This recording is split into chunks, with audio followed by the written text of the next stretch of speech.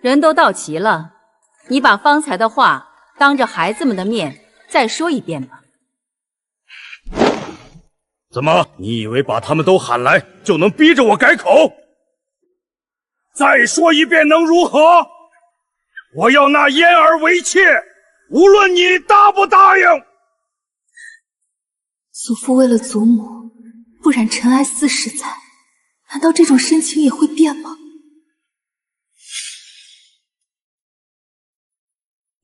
弱水3000，一瓢足矣。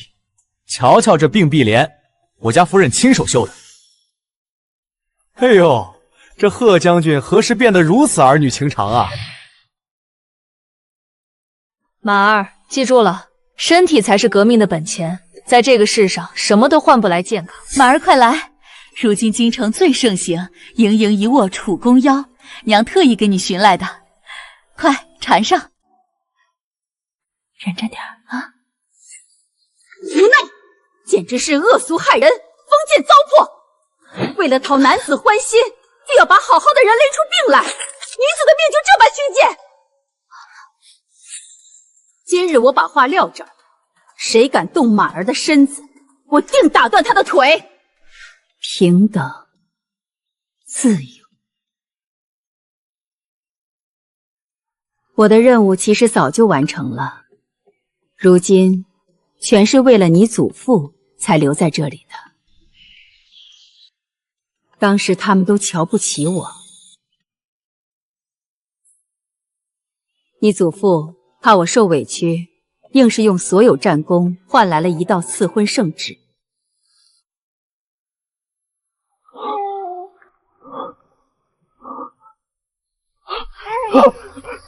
孩子生出来了。可他连看都没看，抱着我哭得比孩子还大声。你以前总说，若是对你不好，你就要离开。我专宠了你40年，你还有什么不满意的？往后，莫要再宣扬你那些惊世怪俗的言论，好好给我相夫教子。原来祖父也知道祖母的身世。婆母，这京城中的男儿，谁人没有个妾室通房？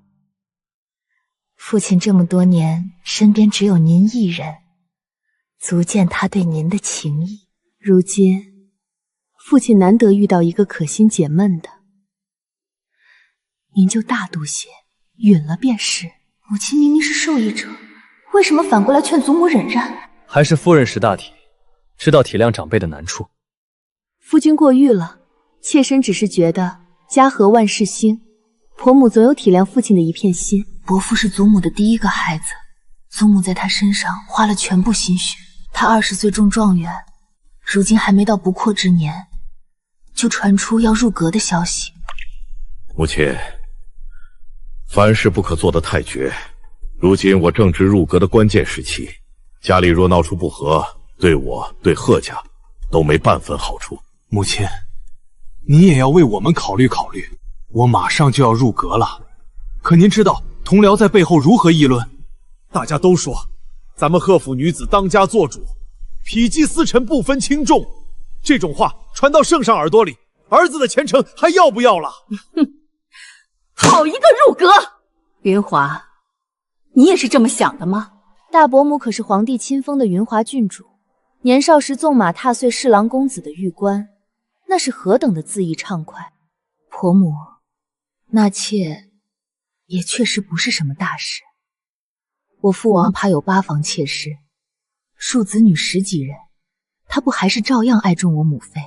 父王对我更是疼宠，不然这京中哪个女子能像我这般无忧无虑？原来你们都觉得纳妾是对的，哼！原来这么多年我才是个笑话。祖母，您做的没有错，马儿觉得您才是对的。尽管祖母不愿，祖父还是将那女人纳为了妾室。当晚便迫不及待地去了那妾室的房中。小姐，那边昨晚叫了3次水，可奴婢听着3次都是做戏呢。做给谁看的？不言而喻。不过祖父真是年纪大了，竟然连1次都坚持不住。若是祖母知道了，怕是要笑掉大牙，怕是更难过了吧？我是来给夫人请安的。没有吩咐，不可入内。怎么了？这是？国公爷，夫人终究是容不下妾身，您干脆就把妾身送回去吧。左右不过是一条白流罢了，何苦为了妾身，惹得您与夫人离心离德？你给她敬茶是瞧得起她，她本就是一介商户女，还整日胡诌什么义士来的疯话。既然这么不识好歹，就让她滚回那个义士去吧。我才是一家的主子，不是她沈如何。都40年了，要真能回去，她早就回去了。既然不喝敬茶，那就让她在自个儿院子里待着，别出来了。听好了，谁也不准放她出来。是，老爷。满儿，如果祖母走了，你会不会恨祖母？原来祖母竟然还能离开。祖母是天上的雄鹰，从来就不该做这高墙里的笼中雀。我不能这么自私，她该拥有自由。祖父的报复来得又快又狠，她就是要在全京城面前让人看着是当家主母，是如何被践踏的。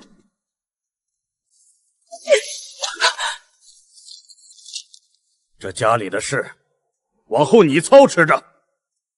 有些人既然想清静，那就让他清静个够。国公爷，这库房重地，妾身一定替您看管好了，绝不让那些外心的人占了便宜。哼，没了我的宠爱，我看他沈如何能硬气到几时？他也就只剩下那点脾气了。看他离了我，在这京城怎么活？他在逼祖母妥协，可笑他以为祖母孤立无援，除了留在他身边别无选择。他根本不知道，祖母已经在筹划如何离开了。满儿，这些以后都是你的了。祖母出身商贾，当年嫁进来不知受了多少白眼。可谁能想到，如今国公府吃穿用度，全靠祖母名下的铺子撑着。是祖母连夜变卖嫁妆疏通关系，才保住了贺家的爵位。管家权，哼，谁稀罕那点东西？我给你的这些，你只管放心的拿着。若是以后谁敢伸手来抢，你就让你江爷爷直接剁了他们的爪子。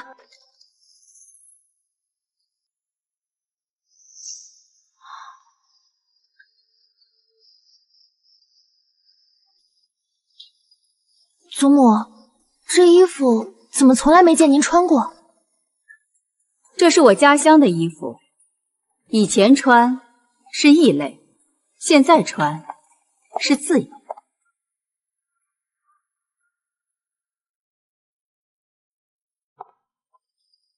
还是院子里舒服。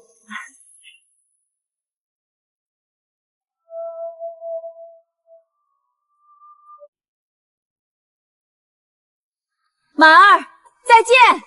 别回头，往前走。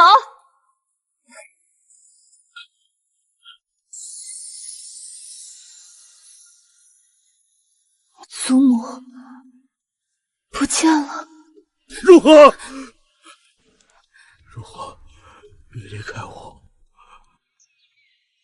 如何？我昨晚竟然梦到你走了。唉。我知你怪我纳妾，可你也要为我想一想。我们在一起40载，相濡以沫，举案齐眉。你如今都是做祖母的人了，怎么还使这些小性子？我已经给了你台阶，既然你不肯下，日后便是跪着求我，也休想我再踏进这里一步。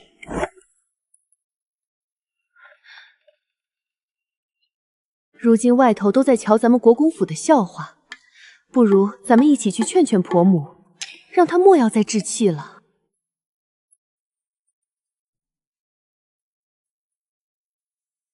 大嫂，你说这都一把年纪了，婆母怎的还如此不知轻重？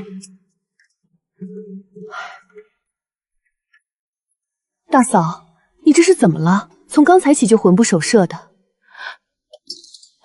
不过是春乏，这几日身子总有些倦怠罢了。都已经是入夏的季节了，哪里来的什么春乏？咱们还是操心一下婆母吧，她这么僵着，全家都跟着没脸。母亲这么做确实不妥，咱们是该去她屋里坐坐，劝一劝。世子夫人，不好了，世子爷他带了个女子回府。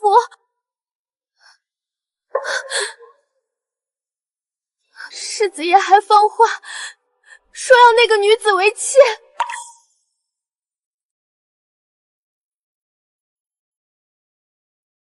这场景竟然还能重演一次，只是如今这戏台上的主角换成了大伯父。月儿，受委屈了，快些起来，不必跪这些虚礼。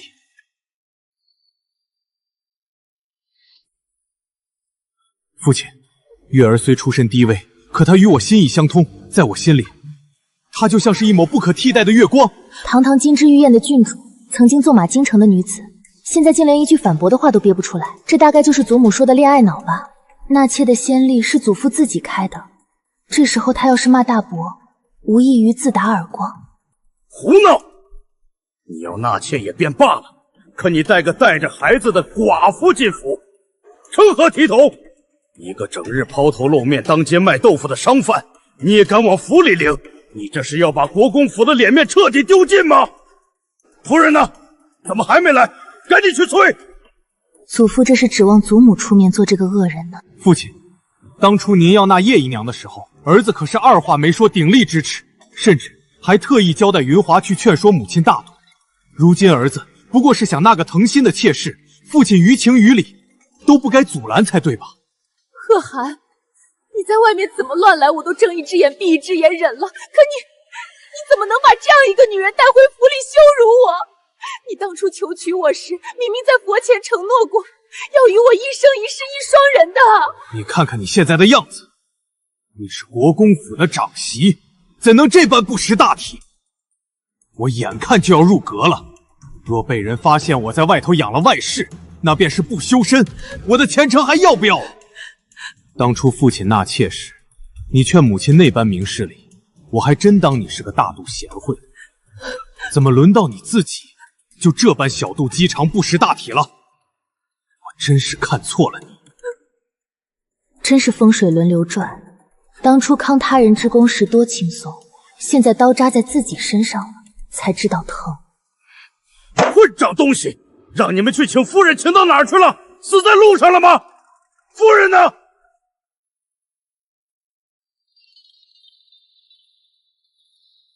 国公爷息怒，我家小姐让老奴传个话，往后这国公府里的闲事，他老人家一概不管了。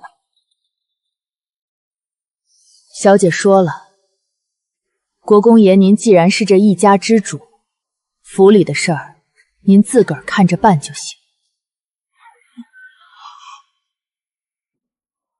当初父亲纳妾，全家上下谁敢说个不字？如今儿子不过是想纳过月儿，父亲怎么就厚此薄彼了？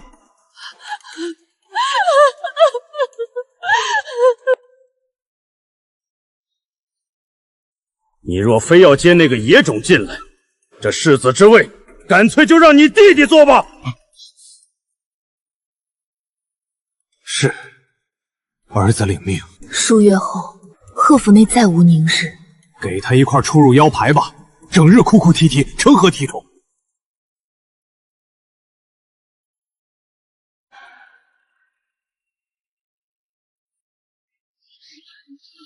娘亲，国公府不准孩儿进去，孩儿便不进去了。您别为难，要是让里头那些高高在上的主子们瞧见，肯定又要责怪您了。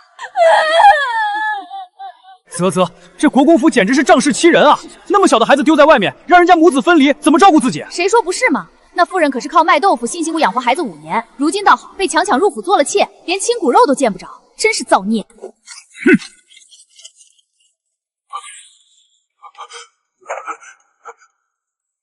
陛下息怒，臣有罪。臣回府后定当严加管束家眷，绝不让流言再起。我去求了父王，可他竟然当众把我骂了回来，说我堂堂郡主连个后院都守不住，丢尽了王府的脸面。早知今日，我说什么也不会劝你祖母大度，更不会劝他忍让啊！这全是我自作自受。若是你祖父当初没有纳妾，你祖母就不会心灰意冷，你父亲也绝不敢动这样的心思。这全是报应啊！名声已经烂了，若再背上一个抛妻弃子的骂名，入阁就彻底没指望了。谁都为伯父会打发了妾室，可没成想，他竟连夜将那5岁的也接进了国公府。母亲，求您出来见见我，只要您肯说句话，儿定不敢留那个贱人和野种在府里。求您出面赶走他们吧。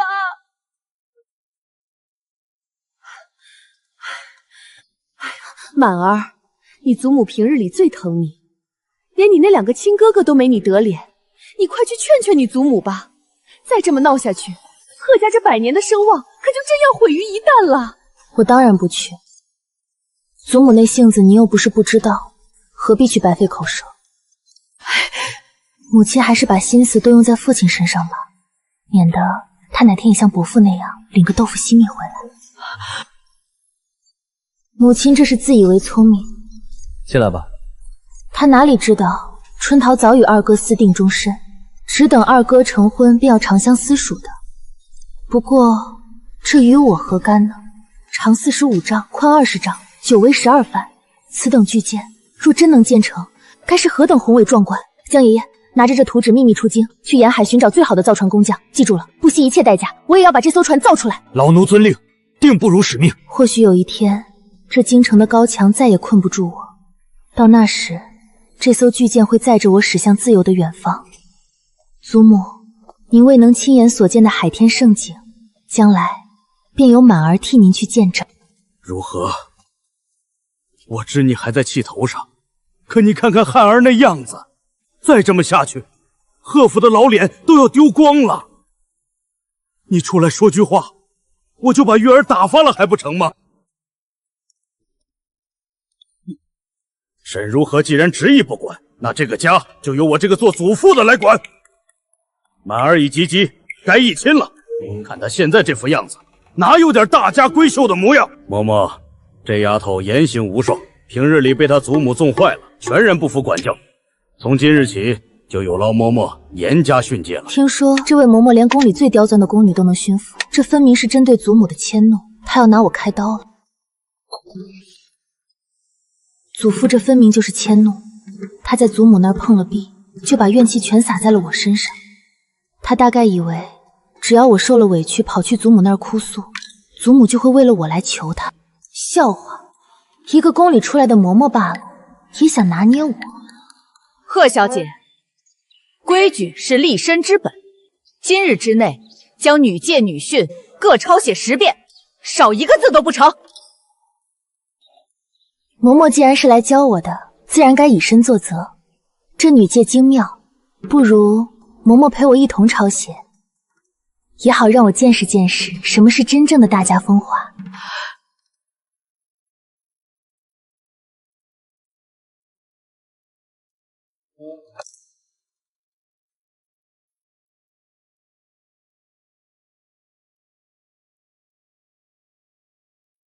嬷嬷方才说，这跪姿代表的是皇家威严，绝不容半分侵犯。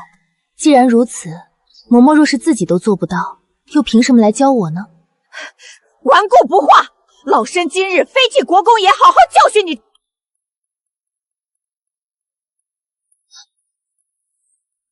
嬷嬷请自重，我家姑娘乃国公府金枝玉叶，若是真打坏了，嬷嬷这把老骨头，怕是担待不起吧。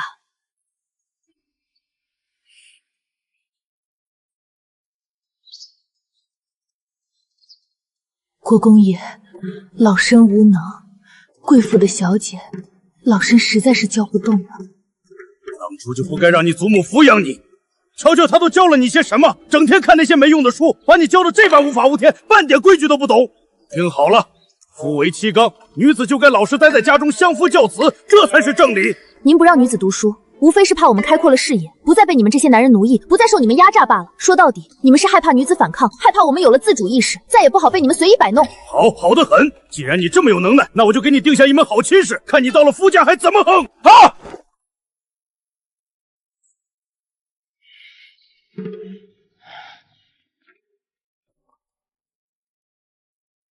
灵岩郡王乃是皇家血脉，最是重规矩、明礼法的。你这般跳脱不服管教的性子，正适合让他去好好治治。平原郡王李荣，谁不知道他府中早有2房悍妾，通房更是数不胜数，整日流连烟花之地，跟那醉仙楼的花魁闹得满城风雨，这也叫最重规矩。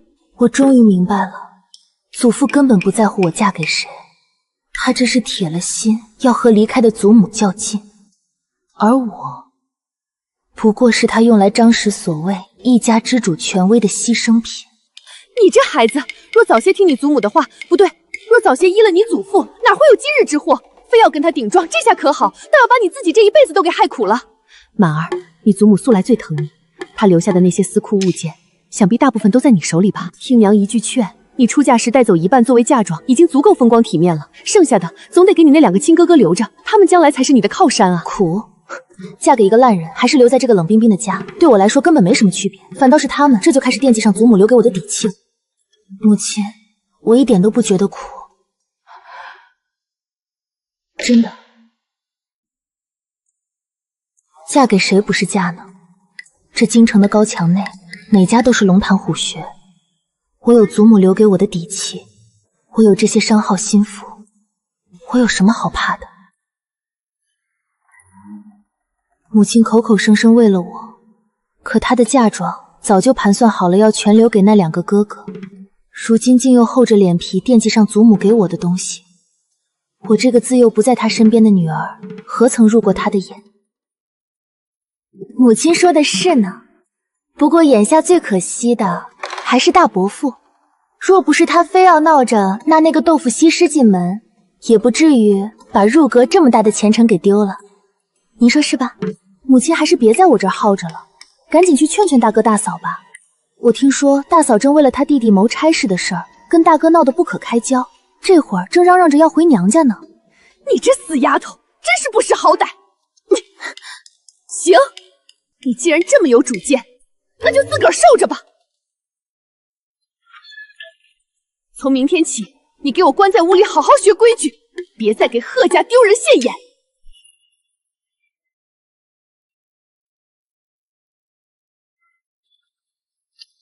贺满儿，你给我出来！别以为躲着就能把银子守住，你2个哥哥在外面打点不要钱吗？你个死丫头片子！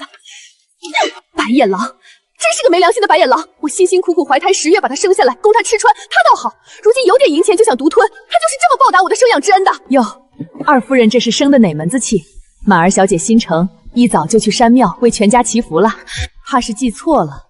满儿小姐自幼是在我家小姐膝下长大的，要论报答，自然也该是先报答我家小姐。您说是不是这个理儿？行，你们主仆一条心，我管不了他。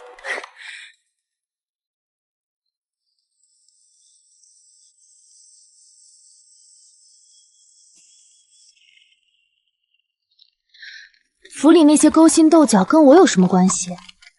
我现在可是要去山色看桃花的。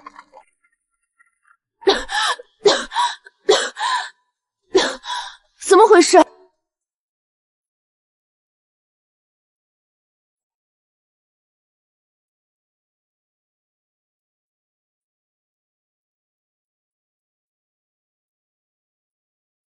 正调绛紫锦袍配满腰宝石，这品味活像只大白天开屏的孔雀。哟，妹妹这是要去哪里呀？方才郡王听说你路过，特意快马加鞭赶过来见你呢。见我？带着花魁来官道上赌未婚妻，这是诚心来向我示威了。赵姑娘慎言，我怎么不记得我们堂堂国公府什么时候多了你？贺东满，本王今天是来告诉你，别以为订了婚就能摆出郡王妃的架子来教训人。你给本王记住了，柔雪才是本坛新阶师上的人。至于你，还没进门呢，少在这扫兴。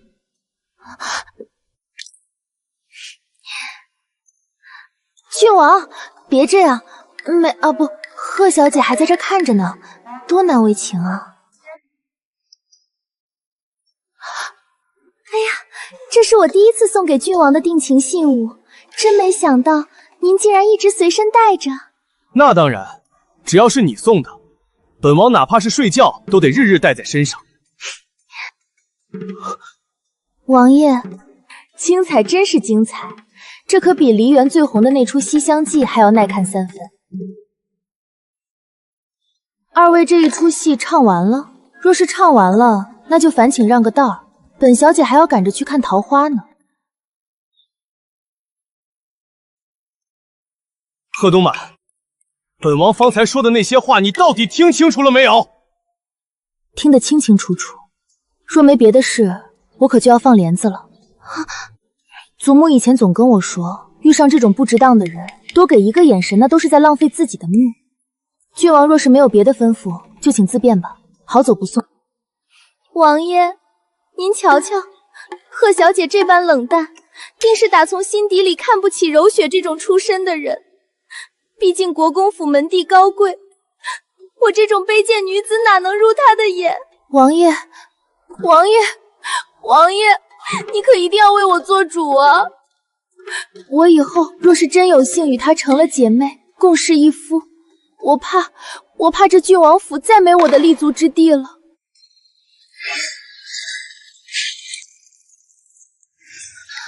贺东满，你在这装什么清高？你真当本王治不了你吗？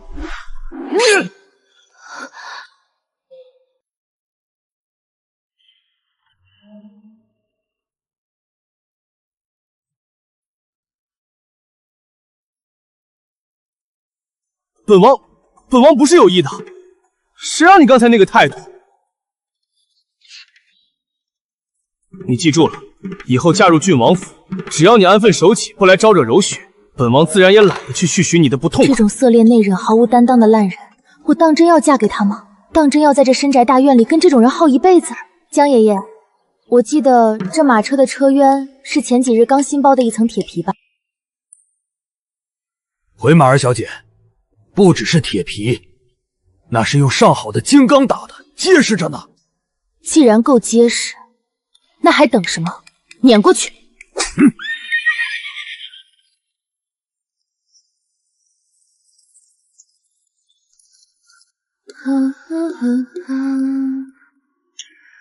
我们都在用力地活着。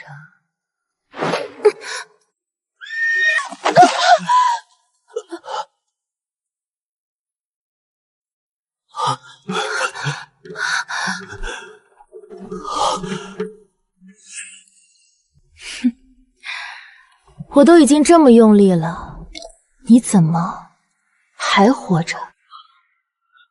山寺的桃花终究是没看成。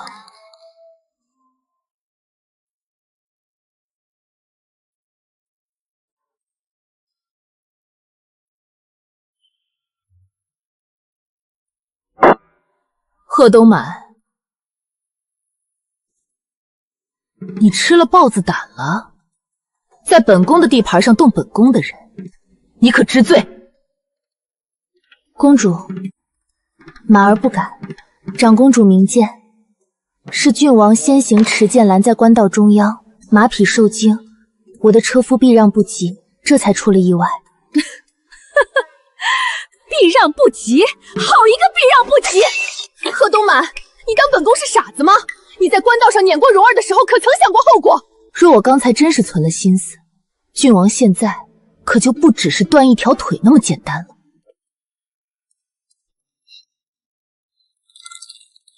放肆！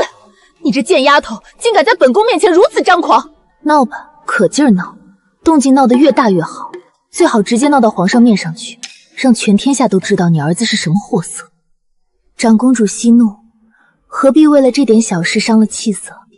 既然令郎与赵姑娘情投意合，甚至不惜对我拔剑合相，那这份亲事不如就此退了，两相便宜。只要您点头退婚，您上次不是一直看中了我祖母那套珍藏的永乐青花杯吗？只要您点头退婚，我这就亲自取来奉上，全当是给郡王爷压惊了。退婚？贺东满，你倒是打得一手好算盘。你以为拿几只破杯子就能打发了本宫？你公然踩了本宫的脸面，现在想拍拍屁股走人，你想得美！本宫偏要你进这郡王府的大门，看本宫怎么治你！看来，哪怕是那套价值连城的青花瓷，也打不动他的贪欲和自尊，让他主动提出退婚，这条路怕是行不通了。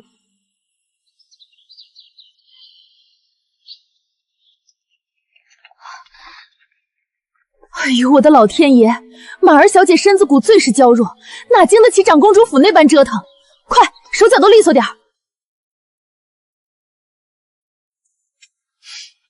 嬷嬷，您这规格，怕是连祖父过大寿的时候都没这么讲究吧？就你嘴馋，快些吃吧，一会儿该凉了。这些可都是祖母留下的私房手艺，如今全进了我的肚子，真想看看祖父知道了会是什么表情。嬷嬷，您快别往我这儿端了，再这么没日没夜的吃下去，我怕是连这屋里的大门都要挤不出去了。小姐混说，您正长身体呢。小姐，外头现在乱着呢，夜里若是醒了，可莫要饿坏了肚子。我知道了，嬷嬷费心了。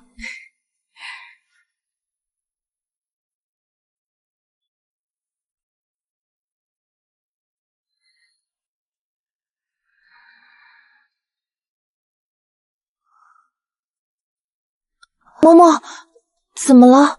天亮了。嘘，小姐，国公爷那边闹开了。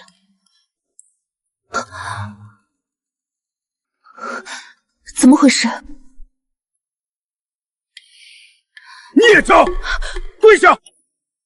你还有脸站着？你可知今日长公主直接进宫状告老夫治家不严，让老夫在御书房足足跪了1个时辰。父亲，陛下雷霆大怒，连你父亲的差事都给免了，让他回府好好反省，什么叫教女无方？国公爷息怒，莫要为了个心气却坏了身子。哟，夫人竟然还没来吗？都这种火烧眉毛的时候了，夫人怎么还在置气不肯露面？满儿，不是姨娘说你闯了这般滔天大祸，总不能为了你一个人的性子，就让整个国姑府替你遭难，连累大家受过吧？丧门星，我当初怎么生了你这么个祸害？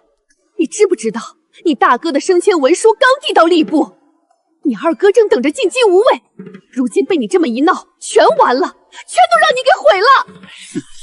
不去，由不得你！今日这贺家都要被你折腾散了，你还敢在这儿端架子？走，都跟我走！今日非得让沈如何出来不可，这事儿他必须得给全家人一个交代。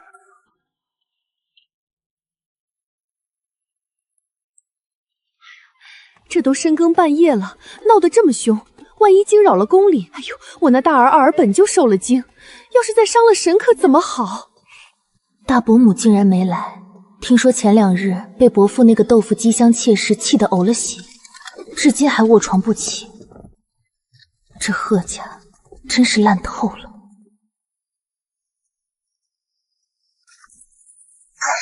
沈如何，你给我出来！别以为躲在里面不吱声，这事儿就能翻篇了。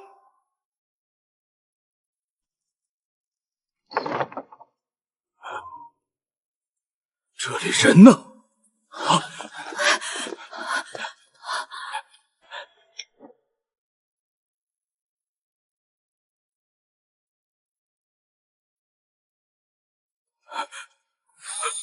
那钗子是祖父当年立下战功，特意请江南最有名的金匠打造的。祖母嘴上嫌重，可这些年从未离身。不离身的，他怎么会把这东西丢下？夫人，您就别藏着掖着了。国公爷今儿可是亲自屈尊降贵来看您了。您说这夫妻哪有隔夜仇啊？您就出来低个头认个错，这事儿不就过去了吗？国公爷，若是夫人实在容不下妾身，您干脆就把妾身赶走吧。妾身这就去收拾包袱，哪怕流落街头，也绝不敢在这碍了夫人的眼呢。有爷，往日只要他这么一哭二闹三上吊，祖父准会为了他勃然大怒，指着祖母的鼻子骂他没有容人之力。是如何？如何？你出来！你给我出来！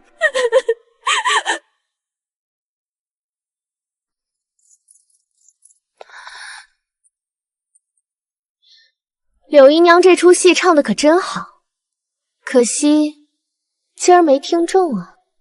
演吧，这大戏还没到最精彩的时候呢。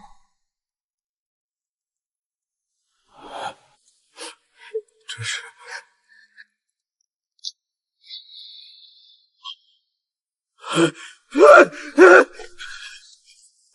如何？你躲在这儿是不是？你给我出来！不痛。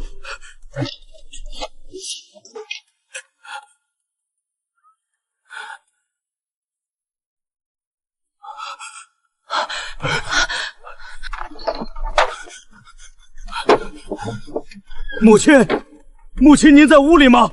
儿子知错了，你快出来吧！母亲，别开这种玩笑了，你快现身吧！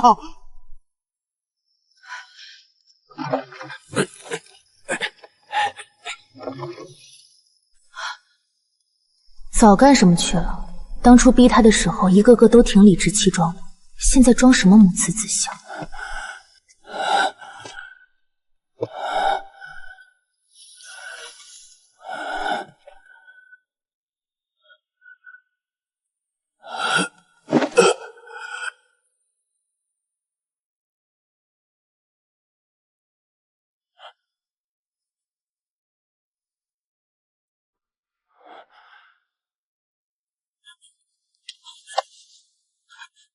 他呢？你祖母呢？他是不是躲到你那儿去了？你快说，他人到底去哪儿了？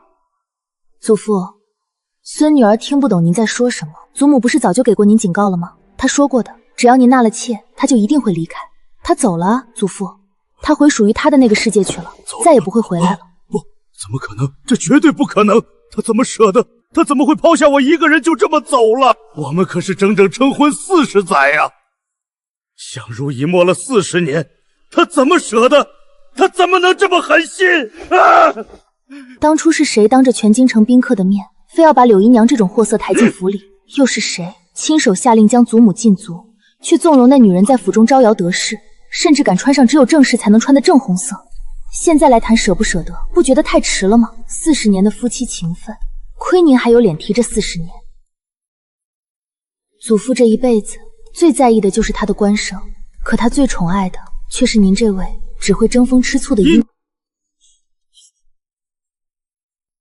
祖母果然没说错，这世上的男人最擅长的就是双标。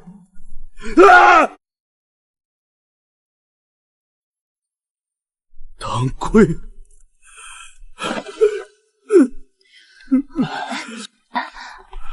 不就是那个妾吗？这京城里哪个权贵不是3妻4妾？祖母这也太矫情了，为了这点小事就闹失踪，受点委屈怎么了？非得闹得全家人不安生。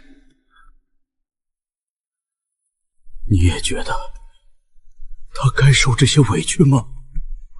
这就是祖母耗尽心血养出来的子孙，这就是将来要继承爵位，承载国公府未来的人。不过就是个女子罢了，他们这种人，天生就该依附我们男子活着，相夫教子才是他们的本分。为了家里的一团和气，受点委屈怎么了？那是他们应该受的。原来如此，女子根本不配有自己的思想，多可笑啊！反倒贺满儿这辈子一样悍命，展露锋芒。原来这么多年，我竟真的是委屈了他。如何？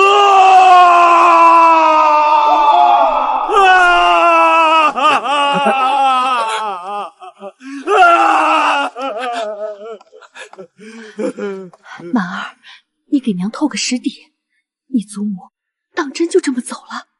再也不回来了。太好了，既然他走了，那他经营了一辈子那些私库、那些地契铺子，是不是全都在你手里捏着呢？快，先给娘拿出10万两现银来。你大哥明年升迁，正到处求爷爷告奶奶的，需要打点。你二哥看上的那门亲事，聘礼还差了1大折，这些可都是咱们房里的大事。10万两，大哥二哥的前程。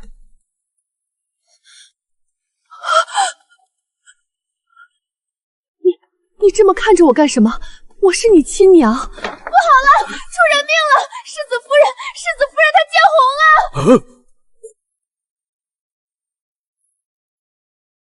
孩子，我的孩子，满儿，快叫郎中救救我的孩子！这就是伯父千方百计要接近府的月光带给这个家的报应吗？救救孩子！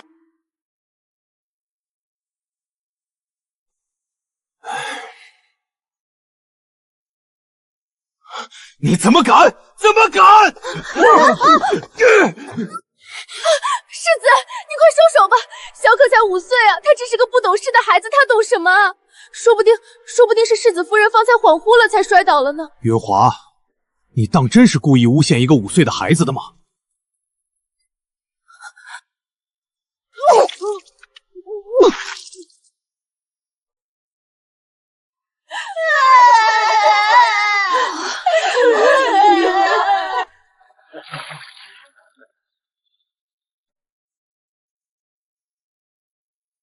谁都不见，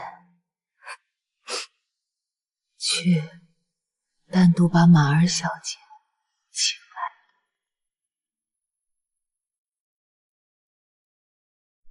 满儿，我错了，我真的错了。这些男人，他们根本就没有心。何璇，他根本就不配，他根本就配不上我的爱。伯母，您听我说，堂姐夫前些日子刚领了圣旨，被派去蜀地任职，堂姐也带着家小跟着一起去了。在那里，没人认得贺家的世子妃。只要你想，这京城的高墙便再没有什么能困得住您了。满儿，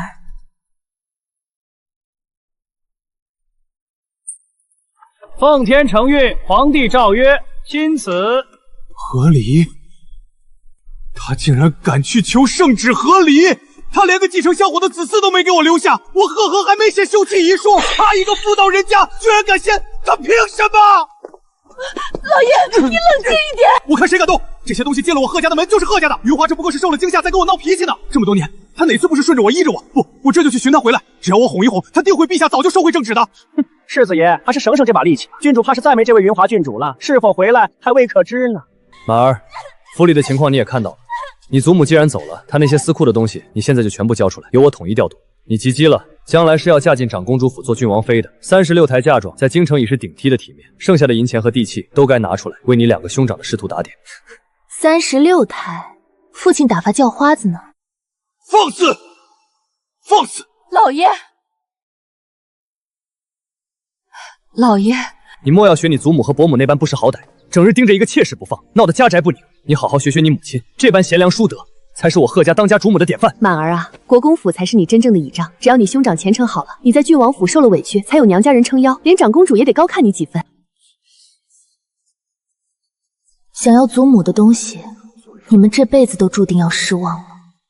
我贺满儿哪怕扔进是水里听个响，也绝不会留给你们1文钱。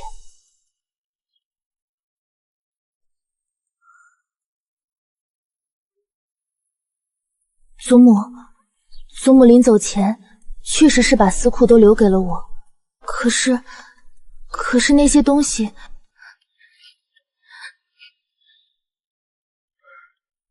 可是什么？说话不要磨磨唧唧的。你祖母那院子里的库房，我早就带人翻过了，空空如也，连块像样的料子都没有。说，那些成箱的现银压箱底的地到底藏哪儿了？还有你祖母那些千金难求的孤本字画呢？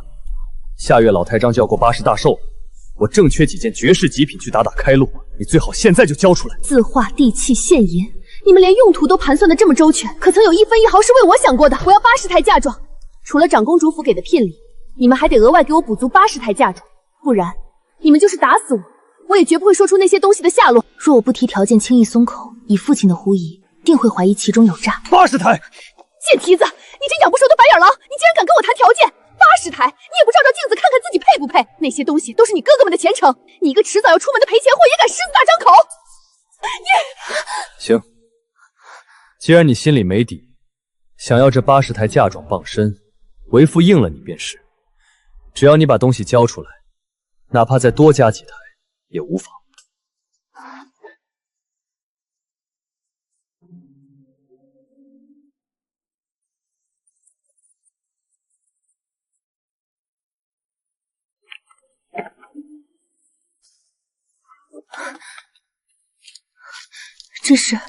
这是一座铜矿的分病图，是当年祖母的商队远渡重洋时意外发现的。铜矿，竟然是取之不尽的铜矿！有了这个，贺家何愁不能重回巅峰？小姐，江统领来船已在登州被渡，半月前曾入深海试航，一切无碍，随时可以起航。铜矿自然是真的，只是他们不知道，伯母在求和离圣旨的时候，已经把同样的地图亲手呈在了皇帝的御案之上。我那贪心的父亲，居然想在虎口里夺食，就是不知陛下那位眼里揉不得沙子的真龙天子，肯不肯分出一杯羹，赏给我这位瞒报矿脉的父亲呢？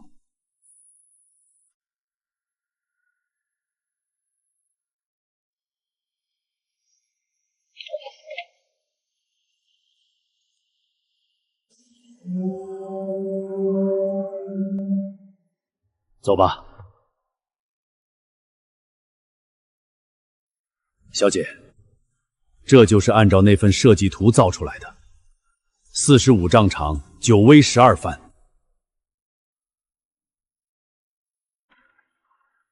终于快了。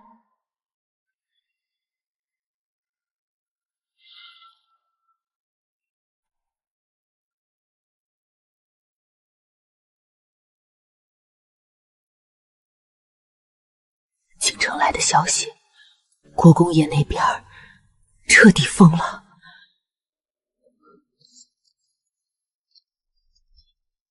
国公爷日前已将柳姨娘发卖到了偏远之地，现下正满京城的寻摸妙龄女子纳妾。府里刚进了4个新人，个个的眉眼都与咱们家小姐有几分相似。他在院子里喝得酩酊大醉，抱着那些新纳的妾嫖，动情的笑着。我对不起你啊，如何？如何？我的如何？是你回来吗？我就知道你心里还是有我的，你绝不会离开我的。故意找一群形似祖母的女子在身边伺候，这究竟是迟来的深情，还是在用另一种方式羞辱祖母？他哪里是怀念祖母，他不过是想通过这种方式消除自己的愧疚，甚至他心里还有那一抹说不清道不明的怨怼，怨祖母走得太绝，怨祖母让他这个国公爷在京城成了一个笑话。你要想清楚，这一去可就回不了头了。嬷嬷放心，我心意已决。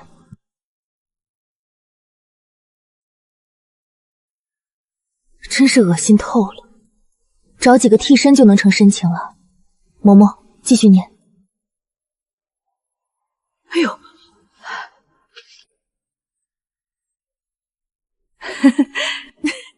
小姐，您瞧瞧这报应。信上说，国公爷如今年纪大了，原本咱家小姐在时，事事亲自照顾他的饮食起居，他倒还算康健，算是尝到报应了。如今他身边没了人，才知道什么叫报应不爽。如今小姐这一走，他日日同那些萧四小姐的妾室饮酒作乐，半点节制都没有，竟然在那新晋府的妾室榻上中了马上疯。这报应倒是比我想象中快。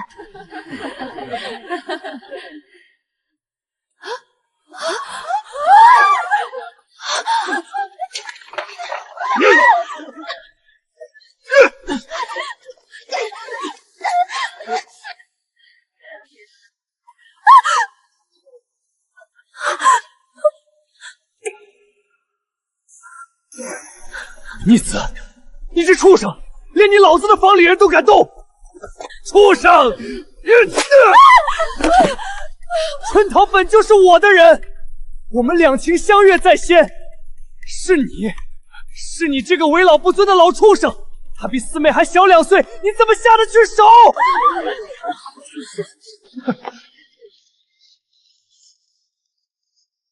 家法，去家法来！今日我非打死这个欺天灭祖的畜生不可！父亲抢了自己儿子的妾室，二哥又在众目睽睽下打了老子，这出父子争妾的戏码，怕是已经传遍了全京城。经此一遭，镇国公府怕是彻底成了满京城的笑柄，再难翻身了。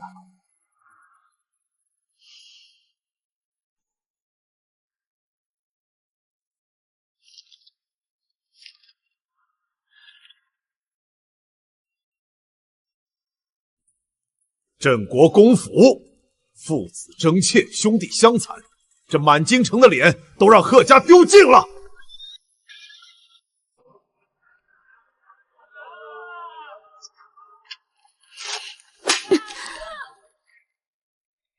贺家这种脏地方，多待一刻都叫我恶心。宁三思啊，不必多言。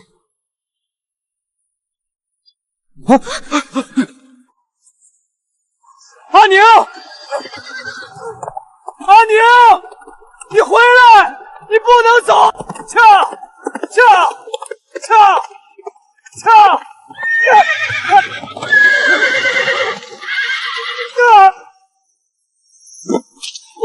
得知那日嫂子何以，大哥去追，却不慎坠马，颅骨被马蹄生生踏碎。快看呐，我大儿子出息了，他要承袭爵位做国公爷。我那二儿子也不简单，将来那是一人之下，万人之上的。贺家发迹了。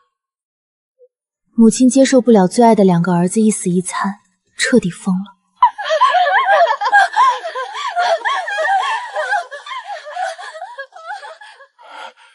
那个贱人竟然卷了金珠逃跑！快，给我带人去追！慢着，追什么追？只要那座铜矿能开采出来，金山银山都会回来，贺家就能屹立不倒。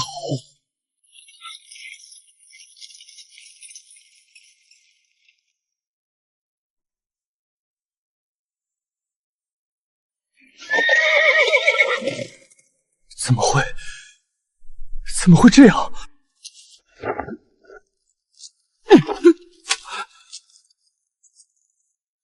是的，私藏矿脉，瞒报不报，贺家不仅门风败坏，更有谋逆之嫌。传旨，削去贺家镇国公爵位，即刻抄家。哼！贺家兄弟发配岭南，永世不得回京。奉天承运，皇帝诏曰。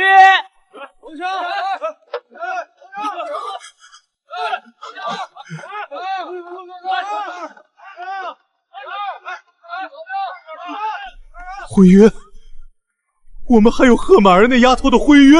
对，平原郡王，她是长公主的独子，只要长公主肯在陛下面前替我们求情，贺家就还有救。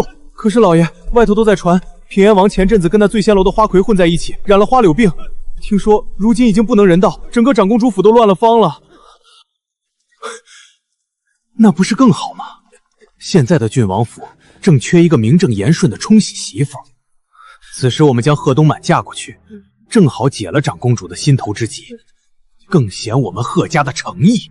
没错，长公主只要看在她儿子的份上，定会向陛下求情，讨个恩典。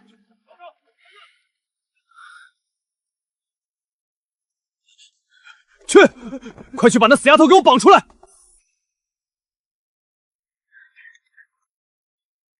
起翻喽！可惜啊，不管是岭南的苦役，还是郡王府的火坑，他们再也找不到我了。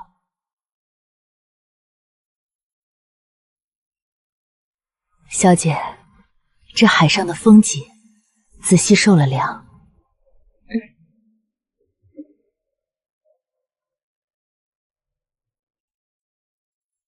小姐，风向正好。